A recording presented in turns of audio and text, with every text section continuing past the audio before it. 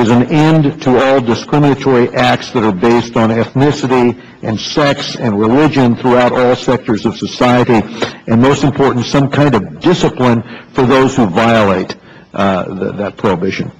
They ask for eradication of all ideologies in the education system, and install this, because those install discrimination and hatred among students starting at the preschool level and all the way to the university level. The fourth thing they'd like, these are the young students that were in the streets, all right?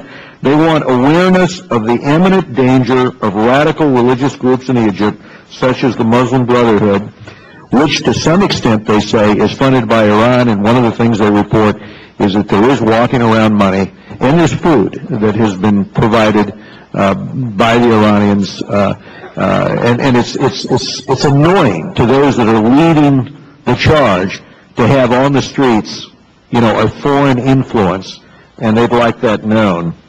In the summer of 2009, many of us in this country were very dismayed over the fact that when the demonstrations broke out in Iran, in the streets, that on day one, our president said nothing. On day two, our president said nothing.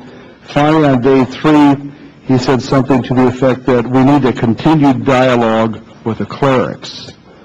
That was extraordinarily disappointing. And then when the people started marching in Egypt, it didn't take the president that long to undermine President Mubarak and said he's got to go.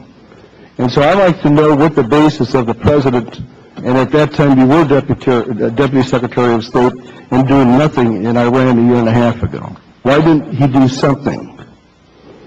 Congressman, I obviously have a different view on what took place, both in terms of the statements that we made in support of the people in the streets in Iran and the support that we have continued to give for that, as well as our continued focus on the problem of the deprivation of human rights in Iran, including... I'm talking about the response, not the focus. And don't tell me that the people in the streets were supported by the U.S. government, because they were not.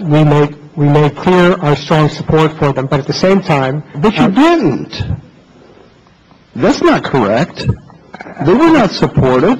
I think we gave the support that the President articulated and the Secretary articulated about our strong commitment to their rights to peacefully demonstrate, to assemble, the need for the government there to engage with them. But everybody in the world understands that President Obama's position